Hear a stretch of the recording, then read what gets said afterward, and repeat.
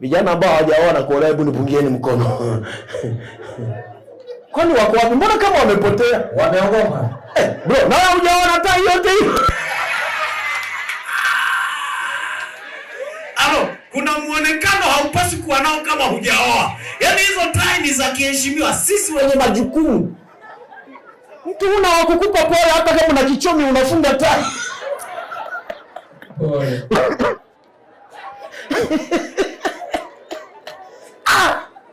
Wewe hupaswi kufunga tai, wewe unatakiwa kufunga kamba ya katani. Anaogopa Sauli bado yupo hai asije akamuua, maana anajua ameshachagua mfalme mwingine. Kwa hiyo ili asiuawe anatanguliza sadaka. Wapendwa, sadaka ni kinga katika maisha yako. Hata wale mlio na vyeo, mnaogopa watu watawaua ili waingie kwenye nafasi zenu. Kila inapofika mwisho wa mwezi, tolea sadaka cheo chako. Wale mnaoishi ndoa za mbali, mama anaishi hapa, baba yuko kule, una hofu na mwenzako atakuchiti, mtolee sadaka kila baada ya mwezi. Mwambie Bwana, kwa sadaka hii mume wangu asiguswe. Kafanya hivyo, utatoa ushuhuda. Watoto wetu wanahangaishwa mno. Kiko form 4 kimebadilisha wanaume 10. Kinafika chuo kimebadilisha 10 na kitu. Na ngojeni niwaambie, nilikuwa naambia pale kuna kitabu nimekaandika. Kale kitabu nimeeleza hivi, vijana ambao mnatoa sana pesa kwa mabinti, wale vijana ambao mjaoa, unatoa pesa kwa mabinti ambao sio mke wako, unakula budget ambayo ungeitumia kwenye ndoa. Na wewe binti unayepokea pesa kwa vijana ambao sio mume wako, umekula budget ambayo ungekula kwenye ndoa. Kwa hiyo utakapoingia kwenye ndoa, utamwomba Bwana, Mungu nisaidie mume wangu apate hela anihudumie. Mungu anakuambia, huduma gani? Tulimalizana ukiwa shule. Suli hudumiwa na wale. Ulikuwa unasema, hela ya chai. Sha. Hela ya nini? Sha. Mnatusababisha tunaishi vibaya kwenye ndoa. Unapambana huku na huku, unaambia Mungu, nipe pesa nitunze mke wangu. Mungu anakuambia, mke yupi? Aliyehudumiwa kuanzia form 1 mpaka chuo, tulimalizana. Uliishi kama mwanandoa ukiwa single, ni muda wa kuishi kama single ukiwa kwenye ndoa. Hiyo ni golden rule. Na wengine mko hapa mnapambana, mtaleta sana barua hapa, Bwana nisaidie, mume wangu afunguliwe njia, atunze familia. Muulize, ulitunza wangapi kabla ya kunioa? Maana mtaji mkubwa alishamaliza, alihonga kule. Ndio maana vijana, sikiliza, binti hapewi pesa kabla hujamuoa. Acha apambane na baba yake, wewe sio baba yake. Afadhali wewe umenielewa vizuri. Hapewi pesa. Unahudumiaje mtu ambaye hujamuoa? Wengine wanasema, pastor, hata kumnunulia resoni kabla hujamuoa, resoni alikuwa ananunulia na nani? Kabla ya uchumba. Maana mabinti wao mkianza uchumba, kila kitu anakurushia wewe. Paka simu inaharibika ni wewe. Vocha haipo ni wewe. Kila kitu ni wewe. Get to the point. Take a step forward. Kila mmoja, wapendwa, ana mlima anaopambana nao. Kabisa, kila mmoja ana mlima. Na kwa sababu hiyo tukasema kwamba ziko mbinu 5 ambazo unaweza kupambana na huo mlima. Mbinu ya mwisho tuliyofikia tulisema si kila mlima ni wa kuondolewa, maana baadhi ya milima ni ulinzi kwako. Milima ni ulinzi kwako. Na kitabu cha Kumbukumbu la Torati, ninatamani sasa hicho tukisome. Kumbukumbu la Torati sura ya 7 mstari 22, ninatamani tusome mahali hapo. Yule msomaji wetu au wasomaji wetu, tusome kwa haraka kabisa. Kumbukumbu la Torati sura ya 7:22. Afadhali. Naye Bwana Mungu wako atayatupia nje ya mataifa yale mbele yako, kidogo kidogo. Haikupasi kuangamiza kwa mara moja. Haikupasi kuangamiza kwa mara ngapi, wana makambi? Mara moja. Mara moja, ni kidogo. Halafu wasije wakaongezeka kwako wanyama wa mwitu. Aha. Kumbe hata kama hiki ni kisa cha wana wa Israeli wakitoka Misri kwenda Kanaani, kulikuwa na mataifa 7. Wale mnaosoma vizuri, sina muda wa kuelezea. Mataifa 7 yaliyokuwa yanaimiliki nchi hiyo walikuwa wanapita, Wayebusi, Wakanani, na wengine wengi waliokuwa mahali hapo. Sasa Mungu anasema nitawaondoa hayo mataifa, lakini kidogo kidogo. Na kwa nini anaondoa kidogo kidogo? Maana kama angewaondoa kwa pamoja, Israeli walikuwa hawajawa wengi kiasi hicho, maanake baadhi ya maeneo yangebaki yakiwa tupu na wanyama wangeingia wakawaharibia. Sasa achana na Waisraeli. Kumbe kuna uwezekano hata wale mnaoishi hapa Mungu akaruhusu kabisa hata wachawi wakaja kuchezea kwako, wakageuka kuwa ulinzi. Kuna mtu hajanielewa? Yaani wanakuja kwako na wao unakemea, unasema tokeni kwa jina la Yesu, toka kwa jina la Yesu. Kumbe wale wachawi walioko nyumbani kwako ni Bwana ameruhusu waje wawe ulinzi. Wanapopita vibaraka ambao wangeiba kuku, wanakuta moto unawaka. Amina. Nasema nini kinaendelea hapa? Ni ulinzi. Sio kile kitu cha kukemea. Kuna mtu mmoja, mwanaume mmoja alichezewa na wachawi. Siku moja wamelala, wametenga chakula, wakashangaa mchanga unamwagwa from nowhere, unamwagika ndani. Akashituka mwanaume, wala hakuogopa. Alafu baadaye wamepumzika, wameenda kulala, yuko na mke wake, anashangaa kitanda kinabebwa. Wachawi mlioko hapa mnaelewa mnavyofanya. Kitanda kinabebwa. Sio ninyi wanaonisikiliza kwa YouTube. Kitanda kikabebwa. Mwanaume analala na mke wake. Piga picha, ungekuwa ni wewe huko juu ya kitanda hapo. Kinabebwa, kikaanza kubembea.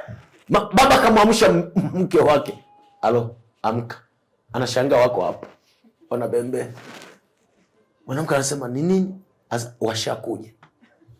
Sasa nini? Mwanamke akaamka anasema sikilizeni, naelewa ni nini. Nawapa angalizo. Kunibeba mnibebe, ole wenu mnidondoshe. Mimi naendelea kulala. Mwanamke akapiga usingizi. Tuseme ukweli, ungekuwa ni wewe ungefanyaje? Maana kama watu hawasinzii kwa sababu ya bundi. Bundi huko anafahamika kabisa. Bundi. Kwa sababu ya bundi kuna watu hawalali. Bundi anapiga tena wale wako waje wawili, jike na dume. Na wakati fulani ni Mungu ameamua tu kututunuku, kutupatia natural music. Amesema huyu mtu ndani hana sabufa, hana TV, na mletea TV ya bure, mziki unapigwa hapo. Hapo toka, shindwa unakemea mziki ndani. Na wewe hauna mziki hapo ndani. Mwambie jirani yako tafakari kabla ya kukemea.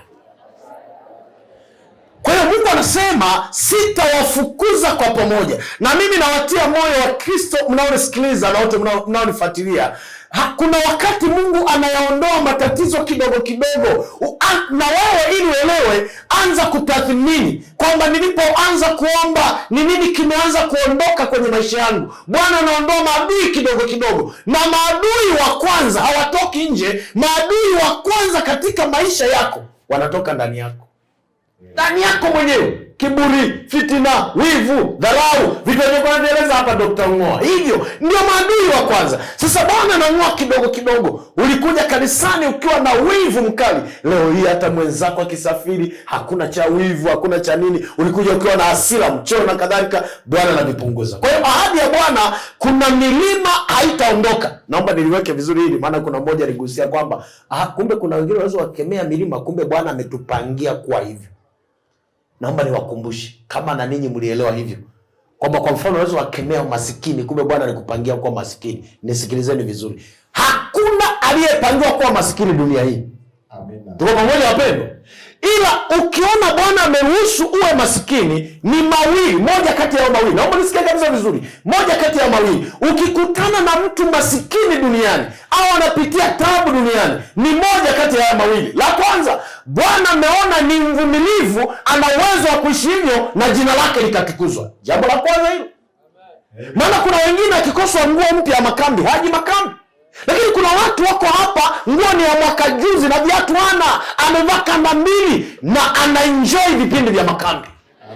Kwa hiyo Bwana akiona hivi anasema una uwezo. Kwa hiyo kwa sababu na uwezo, ninaleta ile statement kwamba waliouliza wanafunzi wake, wakamuuliza Yesu, kati ya huyu na wazazi wake, nani aliyefanya dhambi? Mnakumbuka hicho kisa Yule kipofu. Yesu alijibuje? Hakuna aliyefanya dhambi, si wazazi wala si huyu, lakini iliruhusiwa kwa hivi ili kazi za Bwana zidhihirike. Amen.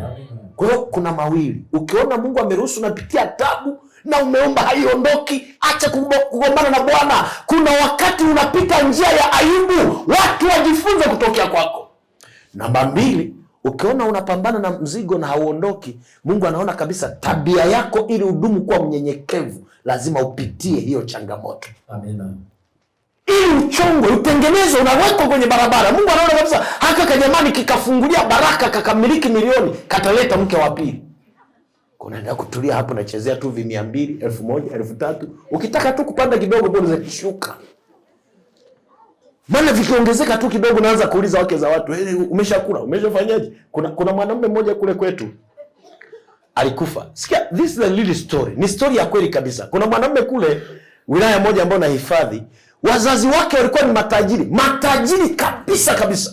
Nazungumzia matajiri, wana malori, mafuso ya kubeba mizigo, gari za kutembelea zipo kama 9 na akaunti zinasoma. Wale wazazi wakafariki, urithi wakamwachia yule kijana wake. Angalia alichokifanya yule kijana.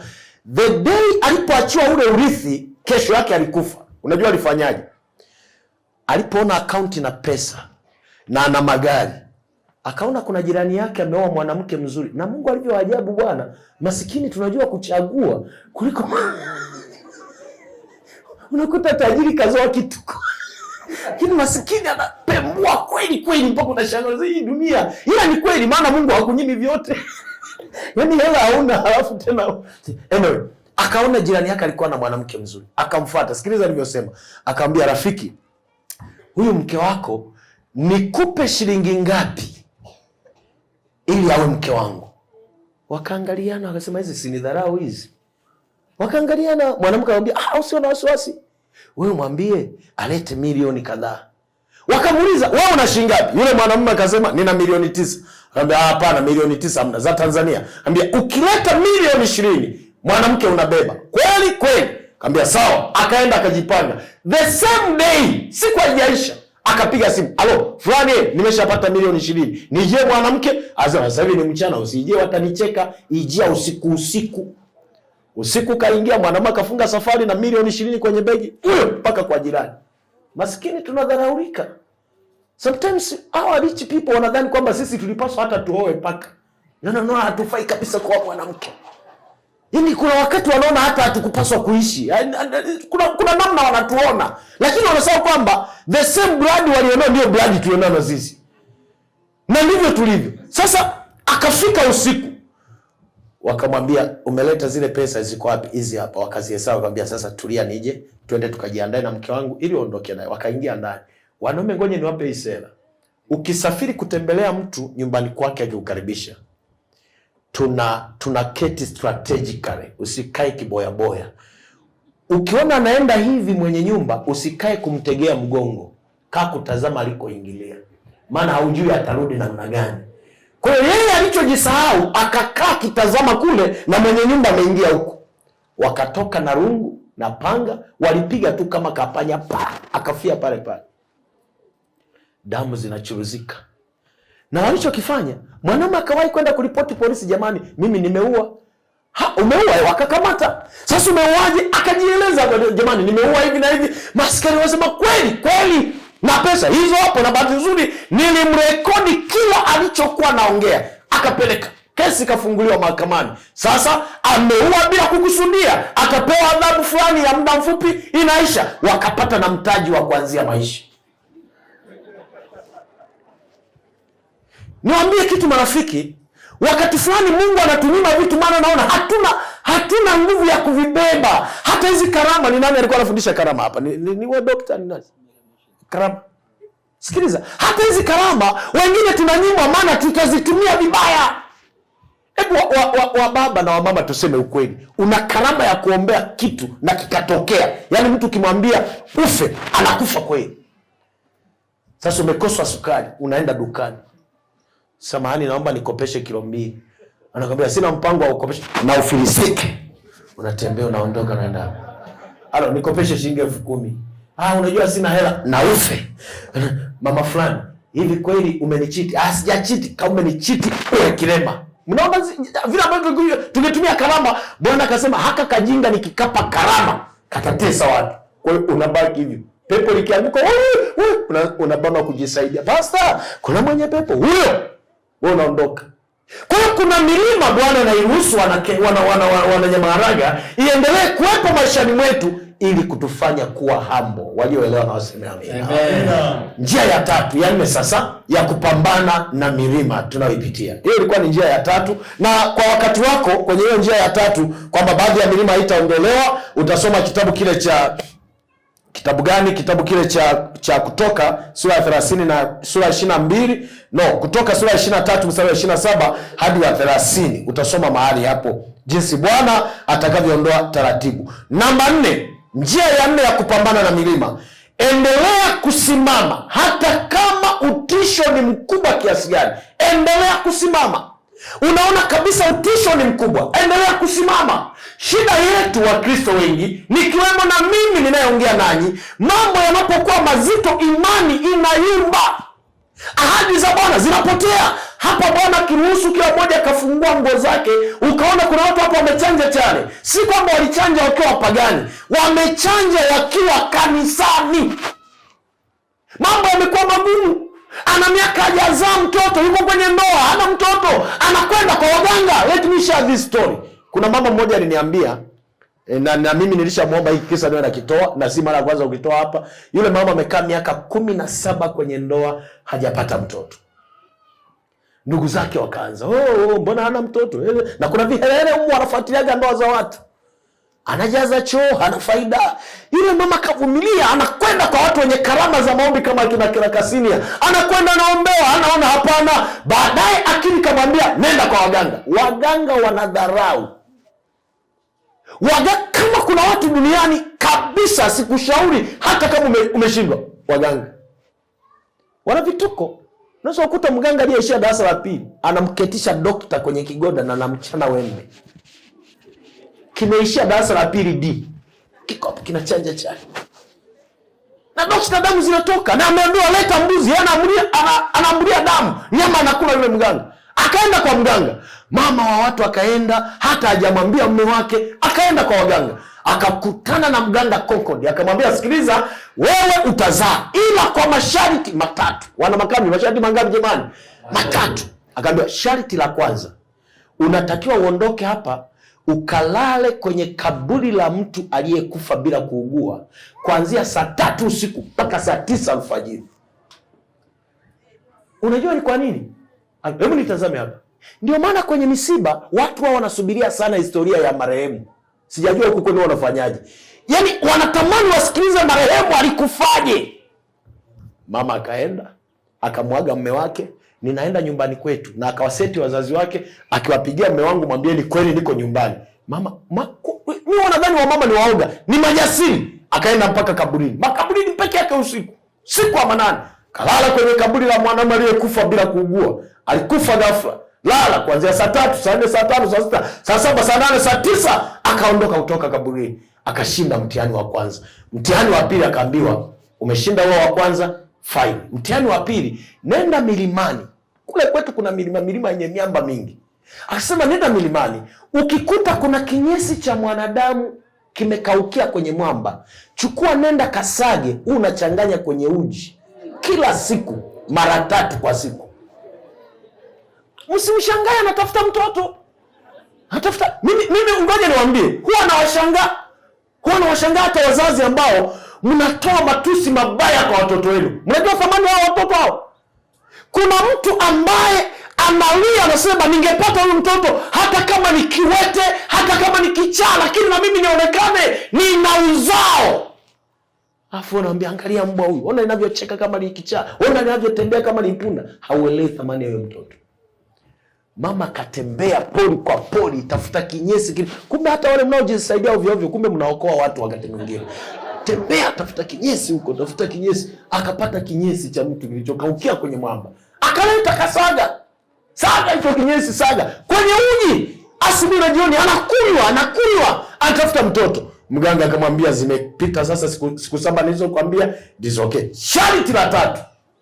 Akamwambia mama, zile safari ambazo wao mnasafiri na mama wenzako bado unasafiri? Akasema ndio. Wenye D2 mlio leo mnipungie mkono. Hizo safari. Kuna watu bado wananisaka mahali nilipo, mtaelewa kesho baada ya makambi. Mama kauliza, zile safari zenu za kila mwisho wa mwezi mnazosafiri wao bado nasafiri? Akasema ndio wanasafiri. Akamwambia sikiliza. Sasa ukisafiri, zile nguo unazovaa wakati wa ile safari, ukirudi fua, halafu yale maji yake kamua, weka kwenye mboga mle na mume wako. Wanaume niwaambie, tuweni marafiki wa wake zetu. Hawa wanawake hawa ukicheza nao wanakuwa ndani ya dakika moja. Wao wanakuwa sasa msosi wa leo mzuri. Unashangaa wanaume mnaopata ujasiri wa kugombana na mke wako na bado unakuja kula chakula alichoandaa. Yaani hapa wanaume hapa. Mama kaenda safari yake huyo, akaenda siku ya kwanza safarini akarudi, katoa zile nguo akafua, maji akakamua kwenye mboga. Siku ya pili na amepewa siku 7 na kamua naweka na kamua naweka wanakula. Lakini pamoja na hayo hakupata mtoto. Hakupata mtoto. So ananiambia, anasema pastor, nina hatia moyoni mwangu. Kwanza vituko nilivyomfanyia mume wangu. Ninawaza mimi mpaka hapo unavyoniona nimeshakuwa ni mchawi. Si mnaona mpaka hapo ni mchawi eh? Yaani huyo ameshavuka level ya uchawi. Amekwenda mbali zaidi. Sijapata mtoto. Nikamwambia sasa tuombe pamoja. Ninamshukuru Mungu, yule mama alikuwa na miaka 17 kwenye ndoa na mtoto, mwaka wa 18, mwaka wa 19, Mungu akamfungulia milango, akapata watoto tena mapacha kwa ghafla, akapata watoto 2. Amen. Na hivyo ndio watoto alionao mpaka na kesho. Amen. Lakini amepitia huko. Sasa kuna watu tuko hapa, huo ni mfano mdogo wa yule mama. Kuna watu tuko hapa tumefanya hivyo vituko, wananyamalaga. Wengine Roho ananiambia ili nisiliseme. Enda basi, acha ipite hivi. Basi acha ipite hivyo. Nitalisema kesho. Nitalisema kesho. Ninaona mioyo yenu haiko tayari kulipokea, nitalisema kesho. Kutoka sura ya 14 mstari wa 13. Msomaji soma nasi. Kwa hiyo ili kupambana na mlima, endelea kusimama hata kama unaona unapitia dhoruba namna gani. Simama. 14:13 kutoka. Musa akawaambia watu, msiogope. Jamani, msifanye nini wana makambi? Tusiogope. Msiogope. Fanyeni nini? Simameni tu. Mkaone wokovu wa Bwana atakaowafanyia leo. Kwa maana hao Wamisri mliowaona leo mtawaona tena milele. Aliyesikia na aseme amina. Amina. Unabii huu na ahadi hii itimie kwako kwa jina la Bwana. Amina. Alfajiri inapokaribia, giza huwa totoro. Kuna wakati unaona, mimi huwa ninafanya counseling na watu mbalimbali. Dada anakuja kwako anakuambia, pastor, unaona sasa hivi nina miaka 34, 35, 40 na sijaolewa. Anakuaga kabisa anakuambia, pastor, nataka nikazini walau nipate tu hapa mtoto afu ninaungama. Maana sina wa kunioa. Mimi nimebaki hivi. Wenzangu wote wanaolewa. Mimi nipo. Unamwambia sikiliza, wako anakuja anakuambia, pastor, usinitie moyo. Nimezeeka umri umeenda. Na wamama wengine mnachangia. Watoto wenu mnawapeleka kule duniani. Anapokuja unamuuliza, vipi? Haujaulizwa chochote. Hakuna haja kutafuta. Unamwongezea msongo wa mawazo. Tuna mabinti wengi wa Kiadventista leo wameolewa na Wafilisti kule. Mtu wa Kisabato yuko kwa Mkatoliki, yuko kwa Muislamu, yuko kwa Mpentekoste. Kwa nini? Hajaona wa kumwoa ndani ya kanisa. Na ninyi vijana mlioko hapa, msijifanye ninyi ni wakina Paulo. Oweni. Na watangazia oweni. Mwache kumaliza sabuni zetu. Amina. Kwenye D2 mshaelewa. Yanajifanya hajaoa, yanajifanya matakatifu, yanajadili lesoni ya bobea ndikoni. Kumbe bobea ndikoni anaenda kuoga masaa 3. Watoto wenye akili wote wanaishia bafuni. Hafu vinabaki vitoto ambavyo akili ni za mwisho. Vyakula mpaka viibiwe, kula. Mtoto mzuri wenye akili wote bafuni. Bonyeze jirani yako ambie unamuelewa pastor au arudie. Vijana washaelewa. Maana kama sikiza, ngoja niwaambie, let me speak the reality. Kama sio kwamba una changamoto hiyo, yani miaka 30 kijana wa kiume haujawaza tu kuoa. Miaka 30. Na Biblia inasema kuna wakati ukifika, si vema mtu huyu awe namna gani jamani? Peke yake. Na Biblia inasema kuna umri ukifika, si vema mtu huyu ale peke yake. Si vema mtu huyu alale kwa wazazi. Si vema mtu huyu akose wa kumtakia usiku mwema. Hasa lipo tu kijana linanyoa mpaka denge, halina hata wa kuliambia usiku mwema hani. Lipo tu kama Kaini aliyetengwa. Siku ile limejikunja kama chatu aliyekamata mbuzi. Nenda kaoe kwa jina la Yesu. Amina. Mabinti wa kanisani wanahangaika. Walikuwa wanavaa sindilia moja, sasa wanafunga 5. Nyinyi mnawaangalia tu. Alafu mnaanza kuwatukana, mimi siwezi kuwa kanisani, hakuna mwenye sifa. Hakuna mwenye sifa. Wanasema mabinti wa kanisani wanadharau, hawavutii. Hawavutii kwa sababu naona hawana makorokoro. Bebeni wenye makorokoro halafu mkapambane nao. Kwanza gharama ya makeup utaiweza wewe? Makeup moja ina shilingi 5,000 ya Kenya. Wewe utaitoa wapi? Boxer yenyewe una moja tu kama ulimi. Tuacheni upuuzi nyinyi. Alafu nataka unaoe mwanamke mwenye makeup. Mimi mwenyewe sielewi nimesemaje hapo. Unajua vijana mna vituko. Na let me tell you, njia rahisi ya kuoa ni vijana mlioko hapa, ninawa-encourage kuoa. Njia rahisi ya kuoa ni achaneni na maharusi makubwa. Nenda kwa mchungaji Keraka, mwambie nimepata mwanamke huyu hapa, tufungishe ndoa. Nina pesa tu ya certificate basi. Halafu Pastor Keraka siku ya Sabato akisimama hapa kuhubiri, akimaliza hotuba anambia, jamani leo kama tulivyotangazia bwana fulani bi fulani wanafunga ndoa siku ya Sabato. Tena hakuna cha maji mnatuchelewesha. Jamani hebu mko wapi? Bibi harusi atokeza huko, bwana harusi huyo hapa wanakaa. Anaambia kwa mamlaka neno wa Mungu na mamlaka inayopewa na serikali ya Kenya, kuanzia leo wewe ni mke na mume kwa jina la Baba na Mwana na Mtakatifu. Amina. Anawapa cheti, kila mmoja anaenda kula alikopeleka budget. Amina. Simple dekiri. Sio ndoa nifunge mimi na chakula mwanze kukizodoa tena. Unajua mawali menyewe hayakuiva, nimeambulia. Ni ndio mnaleta laana kwenye ndoa mpya. Ndoa zingekuwa zinarudiwa, mimi kwangu msingekula, mngekula kwenu. Siku ya Sabato mmejaa, na maliza ndoa mnaenda kula kwenu. Amina. Vijana ambao hawajaoa na kuolewa, hebu nipungieni mkono. Kwani wako wapi? Mbona kama wamepotea? Wameogopa. Bro, na wewe hujaona hata yote hiyo. Kuna muonekano haupasi kuwa nao kama hujaoa. Yaani hizo tai ni za kiheshimiwa, sisi wenye majukumu. Mtu una wakukupa pole hata kama una kichomi unafunga tai.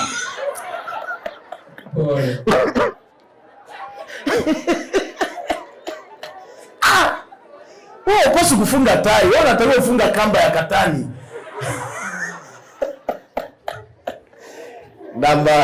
Namba 5. Namba 5. Mimi kwa kweli, alafu ngoja niwaambie, sometimes nikisema hivi huwa mnacheka, mnadhani ni joke. Ulizieni mitaa niliyochunga kule Tanzania. Nilianzisha hii program na Pastor Keraka na wengine ambao mtakuja kuwa wachungaji, mnaweza mkaitumia hii njia. Mimi nilivyoona vijana wamekuwa wengi kwenye darasa kama hilo, vilivyokuwa wengi, nilianza kufuata kijana mmoja mmoja na muita, hebu njoo fulani. Una shida gani, mbona uoi? Unajua niwaambie? Niwaambie kitu. Kuna vijana wengine hapa ni wajanja ila kuposa hawawezi. Yaani kuita tu binti akamwambia, unajua bwana amenionyesha. Ni gharama, naweza kaanguka kifafa hapo alipo. Na ili ujaribu, mwalimu wa vijana, dokta, kesho wagawanye wawili, kijana wa kiume na wa kike, waambie posaneni. Uone vijana wanavyokula kucha vijana wa kiume. Unajua lesoni ya wiki hii hatujakuitia lesoni, wakati huo tumekuita upose. Simama kianaume. Muda wa lesoni ni lesoni, hapa sio lesoni. Unajua Mtume Mathayo alikuwa mwandishi mzuri. Rusha mistari ya kianaume. Mtume Mathayo. Vijana wa sasa hivi wanasonga yani wapopo tu. Ndio maana cha kwanza wakikutana na binti wanaomba namba. Unamwomba namba, wewe ni shirika la mawasiliano Kenya.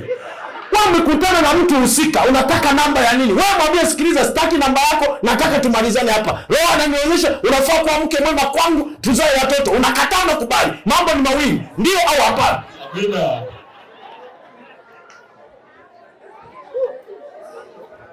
Unaomba namba, wewe ni mkurugenzi wa Wizara ya Mawasiliano. Na ninyi mabinti mnaomba namba, msiope. Hao wanaomba namba ni domozege, hawajui kujieleza. Ndio wana kutumia kama message habari za usiku. Makambi unayaonaje? Wewe ni mtathmini wa makambi. Namba 5.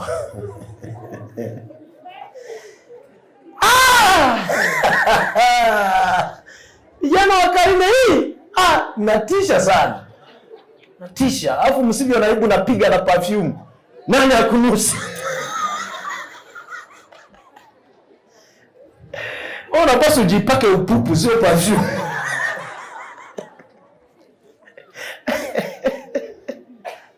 Namba 5. Kwa watia moyo, binti zangu mlioko hapa, tulieni, Bwana atawaletea waume wema. Jitunzeni, msiende kule duniani. This is serious, kwamba hata kama unaona wanaume hawaji, usiolewe na mnefiri. Usiolewe na Mfilisti. Usiolewe na mtu wa mataifa. Atakutesa, furaha yako itapotea rafiki. Tulia kanisani. Mungu atakuletea mume mwema.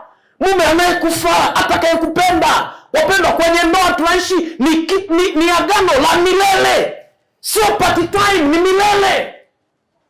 Kule Tanzania tunasema kumlea mtu mpaka afe sio kitu kidogo. Mpaka mauti itakapowatenganisha. Unalala nao na amka naye, yupo tu asubuhi na mtazamo huyu ni sura lile lile, unalitazama tu mpaka mauti watenganisha.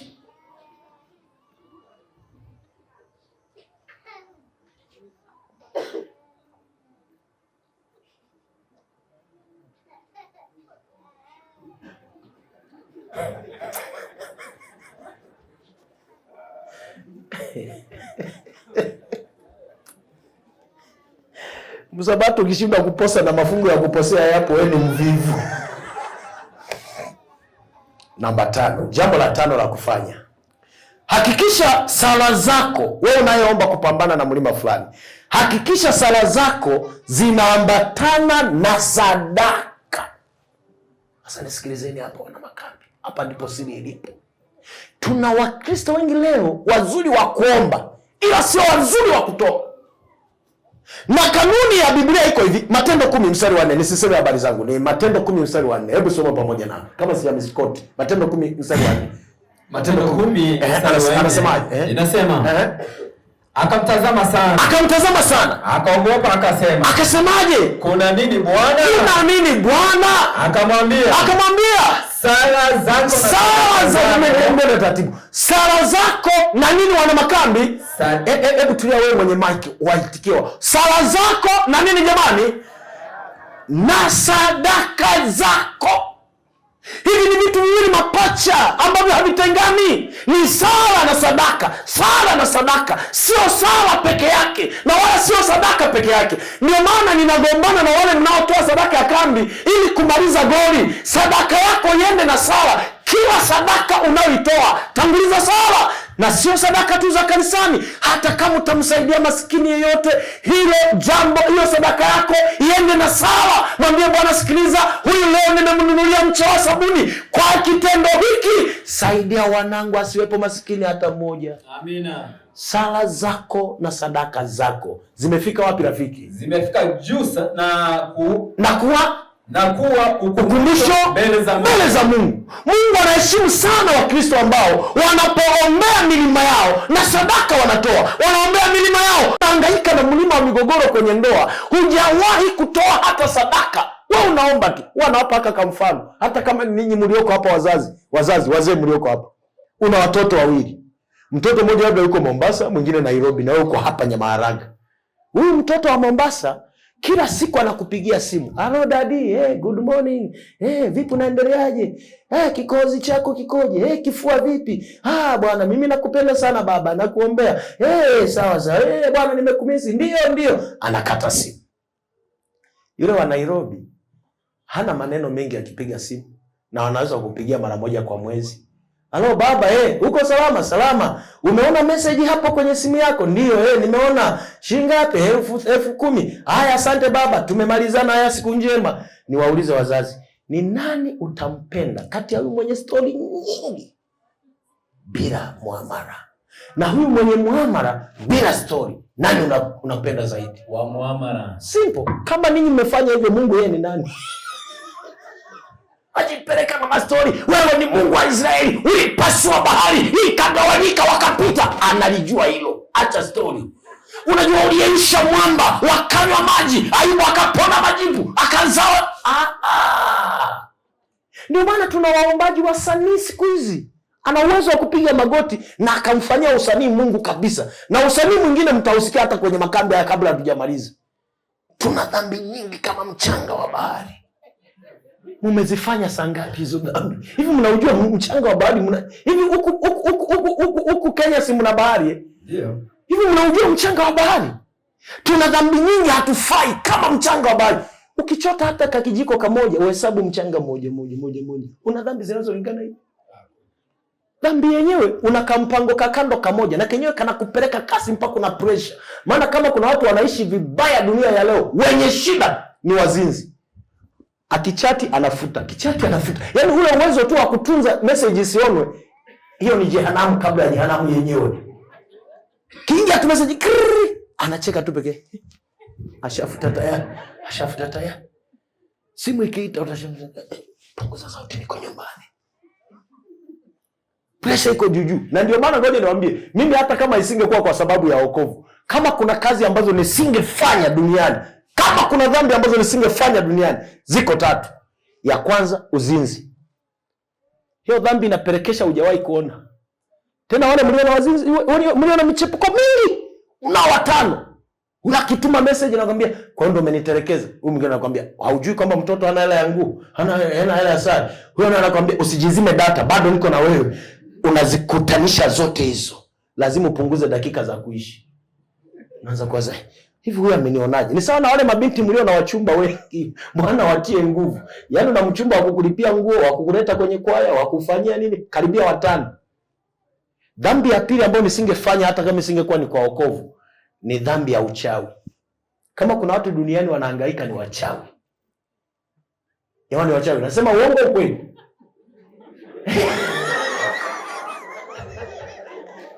Wachawi wanahangaika dunia ya leo. Sisi tumelala, wao wanapaa. Na ninaambiwa kwamba wachawi wao hawapai na suti wala mikoti, wanapaa hivyo. Na baridi iwe baridi iwe nini, hivyo. Hebu nipungie mkono kama mwahi kuroga hivyo. Hivyo haja machuchupi hivyo. Sasa nani afanye kazi ya kutembea uchi na baridi? Kwa hiyo hata kama isingekuwa swala la wokovu, mimi mchawi nisingefanya. Maana uchawi hauna faida yoyote. Wenzako wamelala, wewe unapaa. Wewe unapaa, wenzako hivyo. Dhambi ya 3 ambayo nisingefanya ni ulevi. Yaani wale wanywa pombe, Mungu utawatie nguvu. Kwa sababu mlevi anaenda kilabuni akiwa na akili, akirudi zote amezisahau kule.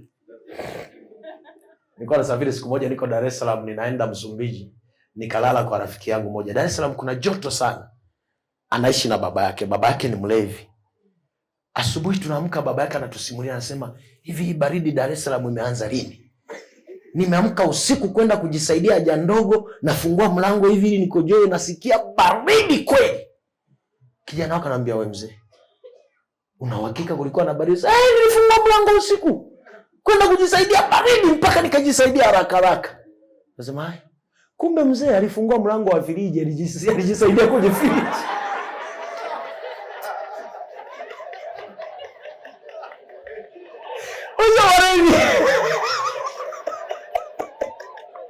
Walevi wana adabu.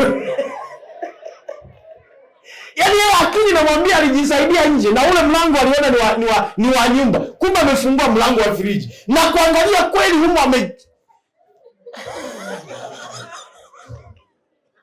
Kwa dhambi nyingine ambayo nisingefanya hata kama sio wokovu ni ulevi. Ukishalewa unashindwa kutofautisha kati ya mke wako na binti yako. Akili yako inakwambia huyu ndo binti au huyu ndo mke. Ukishalewa, kaumbali kama haka kuruka tu shuke, unaona ni kama shimo, unajipanga kabisa. Kwa kuna dhambi zingine ni kudhalilishana. Isingekuwa kwa wokovu, dhambi ambazo ningefanya ni kuwa tapeli wa pesa. Hiyo ningefanya. Maana huenda hata ingepunguza makali. Maana sijakuibia ila umenipa wewe. Halo. Mimi ni headmaster wa shule ya Kamagambo. Mwanao hapa amezimia, tuma 100,000 tupeleke hospitali. Hiyo umeshatuma. Baada hapo namba haipatikani. Nani mjinga kati ya mimi na wewe? Ni wewe. Kwani hujui akaunti ya shule?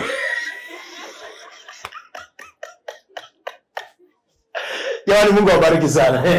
Kwa hiyo jambo la 5, unapokuwa unapambana na habari ya milima, make sure hicho unachopambana nacho unaambatanisha sadaka na maombi. Sikiliza haya fungu letu la mwisho sasa, afu tufunge. Samueli ya kwanza 16 mstari wa kwanza hadi wa 5. Hebu tusome pamoja mahali hapo. Samueli ya kwanza sura ile ya 16 mstari wa kwanza hadi wa 5. Hebu soma nami. Nasema Bwana akamwambia Samueli, hata lini utamlilia Sauli? Alafu ikiwa mimi nimemkataa asiwamiliki Israeli. Ijaze pembe yako mafuta. Alafu uende. Sikia hicho kisa. Nami nitakupeleka kwa Yese Mterehemi. Hebu tulia rafiki. Ngoja nisome hapa.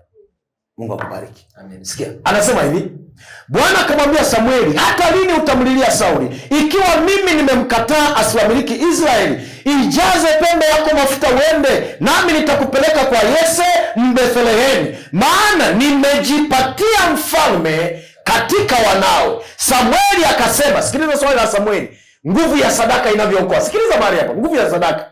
Samueli akasema, nawezaje kwenda? Sauli akipata habari atafanyaje? Wana mkutano. Oh my God, I am alone. Atafanyaje? Ataniua. Lakini sikiliza Mungu anavyomwambia. Basi Bwana akasema, chukua ndama pamoja nawe, ukaseme, nimekuja ili kumtolea Bwana dhabihu. Umwite Yese aje kwenye dhabihu, nami nitakuonyesha utakavyotenda, nawe utamtia mafuta yule nitakayemtaja kwako. Samueli akafanya hayo aliyosema Bwana, akaenda Bethlehemu. Wakaja wazee wa mji kumlaki wakitetemeka, nao wakasema, je, umekuja kwa amani? Naye akasema, naam, kwa amani. Nimekuja kumtolea Bwana dhabihu. Sikiliza, kabla sienda mbele, nitazame hapa. Lengo la Samueli kwenda kwa Yese, alienda kufanya nini? Hapa mmelala, hapa katikati. Lengo la Samueli kwenda kwa Yese, alienda kufanya nini? Kuchagua mfalme. Si kutoa sadaka. Kuchagua mfalme. Lakini anaulizwa umekuja kufanyaje? Anasema nimekuja kutoa nini? Sasa angaisha akili yako, fikirie nami. Kwa nini anasema nimekuja kutoa dhabihu wakati ameenda kutafuta mfalme? Kwa nini anasema hivi? Anaogopa Sauli bado yupo hai, asije akamuua, maana anajua ameshachagua mfalme mwingine. Kwa hiyo ili asiuawe, anatanguliza sadaka. Wapendwa, sadaka ni kinga katika maisha yako. Hata wale mlio na vyeo, mnaogopa watu watawaua ili waingie kwenye nafasi zenu. Kila inapofika mwisho wa mwezi, tolea sadaka cheo chako. Wale mnaoishi ndoa za mbali, mama naishi hapa, baba yuko kule, una hofu na mwenzako atakuchiti, mtolee sadaka kila baada ya mwezi. Mwambie Bwana, kwa sadaka hii mume wangu asiguswe. Kafanya hivyo, utatoa ushuhuda. Nashuka kidogo taratibu, mnielewe. Wazazi mlio na watoto mnaosomesha hapo, mnaosomesha watoto wako mbali na nini, nisikilizeni vizuri. Nendeni mkaanzishe tabia ya kuwatolea sadaka. Kwamba Bwana, nina mtoto wangu anasoma Eldoret, anasoma Nairobi. Huyu mtoto ninakusii mpaka atakapomaliza chuo asiwepo kijana yeyote wa kumgusa. Nataka mpaka atakapoolewa akiwa bikira. Kwa sadaka hii mlinde na mashetani ya zinaa. Toa halafu taona. Watoto wetu wanahangaishwa mno. Kiko form 4 kimebadilisha wanaume 10. Kinafika chuo kimebadilisha 10 na kitu. Na ngojeni niwaambie, naambia pale kuna kitabu nimekaandika. Kale kitabu nimeeleza hivi, vijana ambao mnatoa sana pesa kwa mabinti. Wale vijana ambao hamjaoa, unatoa pesa kwa mabinti ambao sio mke wako. Unakula budget ambayo ungeitumia kwenye ndoa. Na wewe binti unayepokea pesa kwa vijana ambao sio mume wako, umekula budget ambayo ungekula kwenye ndoa. Kwa hiyo utakapoingia kwenye ndoa, utamwomba Bwana, Mungu nisaidie mume wangu apate hela anihudumie. Mungu anakuambia, huduma gani? Tulimalizana ukiwa shule. Sio hudumia na wale. Ulikuwa unasema, hela ya chai. Hela ya nini? Mnatusababisha tunaishi vibaya kwenye ndoa. Unapambana huku na huku, unaambia Mungu, nipe pesa nitunze mke wangu. Mungu anakuambia, mke yupi? Aliyehudumiwa kuanzia form 1 mpaka chuo. Tulimaliza. Uliishi kama mwanandoa ukiwa single, ni muda wa kuishi kama single ukiwa kwenye ndoa. Hiyo ni golden rule. Na wengine mko hapa mnapambana, mtaleta sana barua hapa, Bwana nisaidie mume wangu afunguliwe njia, atunze familia. Muulize, ulitunza wangapi kabla ya kunioa? Maana mtaji mkubwa alishamaliza, alihonga kule. Ndio maana vijana, sikiliza, binti hapewi pesa kabla hujamuoa. Acha pambane na baba yake, wewe sio baba yake. Afadhali wewe umenielewa vizuri. Hapewi pesa. Unahudumiaje mtu ambaye hujamuoa? Wengine wanasema, pastor, hata kumnunulia resoni kabla hujamuoa, resoni alikuwa ananunulia na nani? Kabla ya uchumba. Maana mabinti wao mkianza uchumba, kila kitu anakurushia wewe. Paka simu inaharibika ni wewe. Vocha haipo ni wewe. Kila kitu ni wewe. Hasa Samueli akasema, beba ndama, peleka, akasema nimekuja kutoa sadaka. Ninalizungumza hivi kwa mwisho halafu nifunge. Wazazi mlioko mahali hapa, nendeni mkajaribu hii kanuni. Orodhesha mambo ambayo nataka mwanao afanyiwe. Hata leo hii, kesho ni utoaji wa sadaka. Orodhesha, nina mwanangu fulani, natamani afanyiwe hivi na hivi na hivi na hivi. Ninatamani mfanyie hivi na hivi. Kwa sadaka hii, ninaomba haya yatimie kwake. Leta sadaka yako, tumbukiza. Lete karatasi yako, tumbukiza kwenye maombi. Mwambie Bwana, nasubiri ahadi zangu. Tunaomba sana mpaka tunalia. Na muda ungetosha ningekupa ushahidi. Elikana alikuwa na wanawake wawili, Penina na nani jamani? Na Hana. Penina alikuwa anazaa, Hana alikuwa hazai. Maandiko yanasema akitoa sadaka kwa Penina, kwa Hana anatoa mara ngapi? Mara 2. Maana anajua sadaka ni ufunguo wa magumu yaliyoshindikana. Mimi ningekuwa kijana, jambo la kwanza ambalo ningetolea sadaka ni kumuuliza Mungu, ni nani mke anayenifaa? Maana dunia ya leo pretenders ni wengi. Vinakuja kama vimwana kondoo. Halo Musa, unajua kaka yangu wewe, nakuona ni wa kiroho. Roho ya unabii nasema hivi. Ellen White, kaoe halafu one. Hiyo quotation zote zinapotea. Nashangaa kanaanza kuimba muziki ya kina Chameleone kwenye ndoa. Lakini kule kalikuwa kanaimba roho ya unabii na nyimbo za kitabu. Ukipata mchumba, vijana mlioko hapa, usimuoe kabla hujatoa sadaka ya kumuuliza huyu ananifaa au hafai. Na share nanyi vijana kwa ushuhuda. Mimi nilikuwa na mchumba. Mimi unayeniona. Huyu mchumba tulivunja tukiwa hatua za mwisho, nimeshaenda na kwao kujitambulisha. Na tumeshapanga na mahali nitatoa. Sasa angalia kilichofanyika. Niko mimbarani kwenye crusade na ubiri, naye amekuja kwenye kwaya kama walivyokuja hivi. Napiga injili, niko na simu yangu. Kuna wakati wasipendi kuja na kompyuta hapa maana ni kubwa. Nimesahau kuweka flight mode. Nashangaa message inaingia. True. Imeandikwa hivi, piga kazi jembe langu. Ni ya mchumba wangu. Piga kazi. Sema, oh, safi. Nikaendelea nikahubiri. Naona message inakuja, nijibu basi. Yaani ninahubiri, afu nimjibu. Amekaa hapo kwa waimbaji, nijibu huko ninahubiri. Nikasema, aha. Ni yeye au kuna mtu anachezea simu yake? Nikasita, yani nikawa narudia. Bwana akasema, unaangalia hivi. Ni yeye anaandika. Na yeye tukakutanisha macho, akacheka afu akafanya hivi. Sema, ni kenyewe.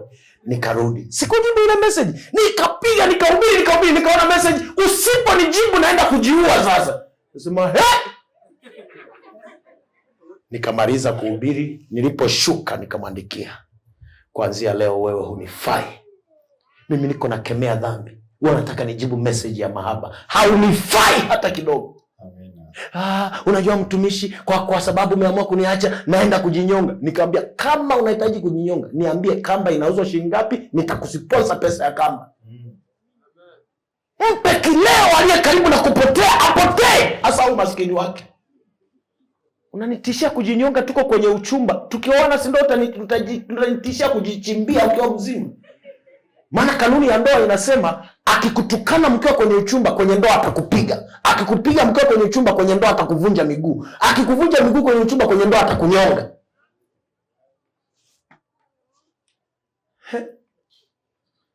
Nikatoa sadaka, nikamwambia Bwana, huyu mwanamke ananifaa. Akisimama kuchangia lesoni, yule binti amenyoka kama wametunga naye ile lesoni.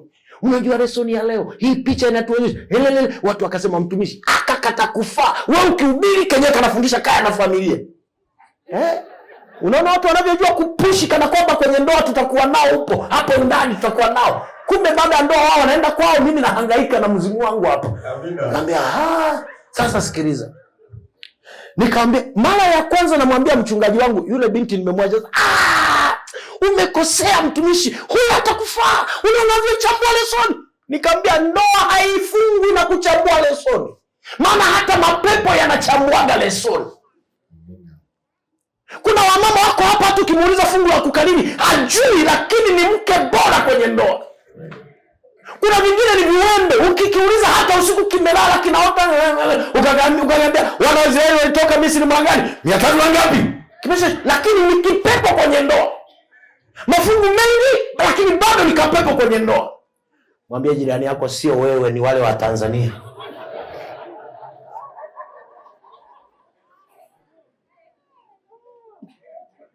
Mchungaji akaniambia, pasa umemwacha huyo mwanamke? Nikamwambia nimemwacha. Nikajitwalia kadada fulani kakimia. Kumbe ndiko kalikokuwa kananifa. Maana kwa uongeaji huu ni wewe muongeaji, mbona miguu ingevunjika mapema? Yaani mimi ninaongea na kenyewe kanaongea. Ndio vile pale unahubiri kinakukosoa. Hapana pasta, sio hivyo. Kwa sababu nikimama mchungaji. Nikamwambia kimya. Kwa hiyo vijana mlioko hapa, toeni sadaka kwa ajili ya wachumba wenu. Bwana Yesu asifiwe. Amina. Na wazazi mlioko hapa, toeni sadaka kwa ajili ya watoto wenu. Sasa basi, nahitimisha hivi. Sijajua pasta wa mtaa na mashemasi na mwenyekiti wa kambi kama tuna bahasha za kutosha. Kuna program nataka niifanye sasa hivi, afu tuombe. Kama una watoto 2, 3, 4, 5, 6, utachukua bahasha kulingana na namba ya watoto wako. Nikishwa kila mtoto na bahasha hiyo. Na kama hauwezi kuchukua bahasha nyingi, chukua bahasha hiyo hiyo moja, lakini sadaka kwa kila mtoto wako. Na kila mtoto eleza unamtakia nini kwenye maisha yake. Na mimi sikwambia ambacho sikifanyi. Ndio program ninayoifanya hata kwa watoto wangu. Hata ningesha ushuhuda na ninyi. Sometimes wao unaona bahasha nimeandika mwanangu, jina pale limeandikwa Glory Thomas Biende. Na mimi nimeongea na ile bahasha na mwambia Bwana, sikiliza, huyu mwanangu darasani anafeli, mwinue. Sadaka ninapeleka. Nikipeleka, unaona Mungu anavyobadilisha mambo. Anavyobadilisha mambo. Nilishia na watu kwamba nina katoto kangu kapili na nikakike. Kaliibua tabia ambayo baadaye nilimulilia sana Mungu. Kale katoto kikapiga kwa kosa moja, kana haribu zaidi baadaye. Ukikafanyia hivi, kana haribu mara 2. Baada ya kujitathmini nikagundua, kumbe ile tabia ya yule mtoto ndio niliyokuwa nayo na mimi. Mimi enzi za utoto, baba akinichapa kwa sababu ng'ombe wamekula mazao ya watu, akinichapa leo, kesho naenda kuchungia kwenye mashamba kwa lazima. Sasa hiyo tabia kameibeba kama ilivyo. Nikakumbuka, mimi haya ninawaambia ambacho nimejifunza. Nikasoma vitabu. Kumbe kuna sadaka hata ya kumwambia Bwana, tabia zetu zingine watoto wetu wasizirithi. Unamwambia kabisa, Bwana sikiliza, Mungu, mimi hapa tabia hii na hii wakibeba wanangu nimekwisha. Saidia watoto wangu. Ndio maana kuna wazee humu kwa sababu ya kusahau kuomba hilo, mmetengeneza matapeli nyumbani. Na hasa mnavyokwenda kuzeeka hivi, ukishafikisha ule umri ambao Korea wanasema ni umri wa mbwa, maana umri wa mwanadamu ganyia ndio sehemu 4. Umri wa malkia mfalme, punda, nyani na mbwa. Ule umri wa mbwa ambao huna uwezo wa kusafiri kwenda kumudu miradi yako. Halafu kumwambia mtoto atoke kwenye hilo janga. Nisikilize vizuri maana ninamaliza. Unakuwa na mtoto ambaye unamtuma, nenda Mombasa kaangalie nyumba yangu. Una nyumba ya kupangisha kule. Anafika Mombasa, anapewa nyumba ila anapewa 100,000 ya Kenya. Anarudi. Halafu anafika, angalia Kiswahili anachokurusha. Maana wewe mwenyewe ulikuwa Mswahili ujanani. Anakupiga Kiswahili. Namuuliza, mwanangu amekupa ile hela? Anambia ndio. Shilingi ngapi? 100,000. Iko wapi? Anakuambia sikiliza mzee, kabla sijakupatia ile 100,000, sikiliza. Ile nyumba nilipofika nilikuta imeharibika, rangi imeharibika, nikakarabati kwa shilingi 30,000 ya Kenya. Mzee anasema, kwa hiyo imebaki shilingi ngapi? 70,000. Nakwambia sio 70 mzee, tulia. Bado hesabu zinaendelea. Baadaye nikagundua mifumo ya maji taka chooni imeziba. Nikatafuta kuzibua kwa shilingi 1,000. Kwa hiyo kabaki 60,000. Mzee tulia. Hapo kuna usafiri 1,000 kwenda na kurudi. 10,000 kwenda na kurudi. Kwa hiyo kabaki 50,000. Mzee sikiliza. Ile nyumba ilikuwa haijalipiwa kodi. Kwa hiyo nimelipa kodi kwa shilingi 10,000. Kwa hiyo imebaki shilingi 40,000. Namwambia sasa kwenye 40 hiyo mzee wangu nikala shilingi 5,000. Kwa hiyo kuna 35. Na kwa sababu wewe mzee mwenyewe ulikuwa tapeli, ile 35 ukipokea unamwambia mwanangu hongera kwa kuwajibika, chukua na 10,000 ya zawadi. Kwenye 100,000 unakula 25,000. Na watia moyo wazee mlioko hapa kwenye makambi haya, kumbuka tabia ulizozipitia ambazo kwa kweli wanao hautamani kabisa wazirithi. Lete sadaka, lete maombi. Ndio maana ya makambi. Makambi hatuji tu kula na kuondoka. Kwenye makambi tunakuja kufufua madhabahu za Bwana kwenye familia zetu na kubomoa madhabahu za ibilisi zilizojengwa mahali hapo. Bomoa. Wengine mna watoto wako hapa ni waraibu wa madawa ya kulevya, lakini stili wakambi hata sadaka huna. Una mtoto huko kule ni mraibu wa pornography. Wengine mna vijana mpaka ni mashoga, watoto wa Kristo. Kwenye makambi mwaka huu nimekutana na hicho kitu. Mama ananiambia, sikiliza mchungaji, mimi mwanangu hivyo ninavyomuona ni shoga na anasoma chuo cha Kisabato. Shoga. Lakini bado unakuja ukiambiwa sadaka unasema kwani goli halijatimia? Tunatoa kwa ajili ya goli. Tunatoa kwa sababu ya mizigo yetu. Tunajua mizigo tunayoipitia. Walionielewa nipungie mkono na Bwana akawasaidie. Fanyeni hivyo. Mwenyekiti wa kambi, bahasha ziko wapi? Na sasa sikiliza wakati wanaendelea kugawa. Mnisikie kabisa vizuri niseme hili. Unapopokea hiyo bahasha, ipokee kwa moyo mweupe kabisa. Kama una mashaka na manunguniko, achana na hiyo bahasha. Maana utatoa kweli fedha lakini sio sadaka. Kama uko mahali hapa, uko kwenye uchumba na kwa kweli moyo wako hauelewi hivi huyu ndiye yeye au siye, pokea bahasha, andika jina lako kwenye hiyo bahasha, weka sadaka. Usiandike ni kwa ajili ya mchumba, no. Ila kwenye karatasi yako ya maombi andika, mwambie Bwana sikiliza, kwenye bahasha nimeingiza fedha kwa ajili ya kukuuliza ni nani anayenifaa, maana amejitokeza watatu. Nenda mahali patulivu, hata kama ni kwenye kambi hili, nenda na ile fedha yako shilingi uliyoweka kwenye bahasha, nenda omba na bahasha ile, mwambie Bwana sikiliza, bahasha hii na iamue leo ni nani anayenifaa. Na ninyi wazazi mlioko hapa, chukua bahasha. Mimi ningekuwa wewe ningechukua bahasha kulingana na idadi ya watoto wangu. Andika majina ya watoto kwenye zile bahasha, weka sadaka humo kwa ajili ya watoto wako. Nenda leo na mume wako, kamlilie Bwana, mwambie hao wanangu, Bwana watendee hiki na hiki, orodhesha. Achana na yale maombi ya kuandika vikaratasi kama unaandika namba za simu. Kikaratasi kinalingana na kidole hivi. Weka barua, muorodheshe Bwana, sikiliza, nina mwanangu Boke, ninamwombea atakapokuwa mtu mzima aolewe na asiwe na kiburi, adumu kwenye ndoa, apate uzao, mapepo yasimfunge tumbo. Namba 2, nina mwanangu Hamisi atakapokuwa aoe, ampende mke wake, asiachane naye, alafu afanikiwe. Namba 3, orodhesha vyote, alafu njoo kwenye kazi yako. Weka bahasha ya kazi yako. Bwana nakushukuru, umenipa kazi, nikilima ninafanikiwa, nina duka, nina kibanda. Weka sadaka yako hapo. Halafu kesho tukija, leo ondoka nayo tu hiyo bahasha. Kaiombee kabisa, kaombe, halafu weka sadaka yako. Lakini na maombi, sala zako na maombi, namna ya kupambana na mlima. Box la maombi utaweka maombi, box la sadaka utaweka sadaka. Halafu mwambie Bwana hivi, nimekujaribu kwa mwaka huu. Mwakani hata kama sitakuwa hapa, mtatoa ushuhuda, kuna watu Bwana atawafanya jambo.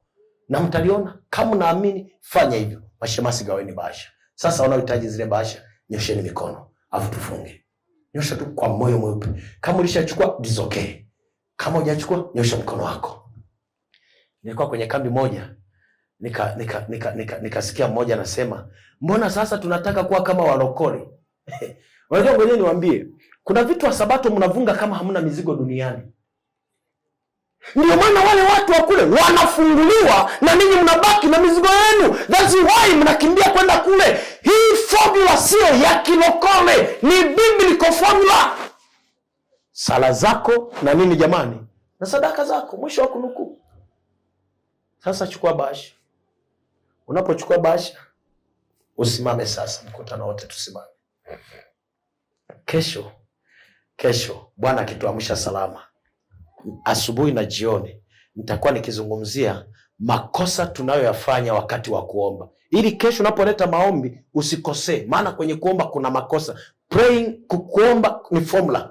Usichanganye formula wakati wa kuomba. Kwa kesho, hotuba ya kesho mchana, nitazungumzia makosa tunayoyafanya wakati wa kuomba. Na baadaye tunapoleta sadaka, ili maombi yako yawe sahihi kabisa, yametengenezwa. Simameni pamoja nami. Baba yetu, mfalme wa amani tupendaye, tunakushukuru sana Yesu kwa sababu ya upendo wako kwetu. Tunakushukuru kupitia kwa mtoto wako na kwa ajili ya neno hili ambalo limenenwa jioni ya leo. Asante Bwana kwa sababu tumeweza kulisikia. Kubali Bwana katika nadli hii ambayo tumeitoa siku ya leo. Uendelee kuzungumza pamoja nasi. Amen. Hakika ni kwamba katika sehemu nyingi tumekuwa tukipotea bila kufahamu. Asante kwa ajili huu ufahamu katika sehemu hii ya Nyamaharaga. Basi Bwana, kubali makambi haya yaweze kuwa ya mibaraka kubwa katika maisha yetu na katika familia zetu. Amen. Na yafanye Bwana tukakuone wewe hata katika familia zetu. Amen. Kubali kutembea nasi kuanzia sasa na hadi mwisho, kwa kuwa tumeomba kwa imani kwa jina la Yesu. Amen. Ruhusu kuamini, tumshukuru Bwana kwa hali ya hewa. Baba yetu na Mungu wetu, asante leo umeruhusu vipindi vyote vimefanyika. Jina lako lipewe sifa. Tunatambua ni neema yako. Ulivyofanya leo, kwa kweli mioyo yetu inakushukuru. Fanya hivyo mpaka mwisho wa makambi. Si haya tu, hata makambi yote yanayoendelea. Pokea shukrani hizi kwa jina la Yesu Kristo tumeomba na kushukuru. Amen. Get the point. Take a step forward.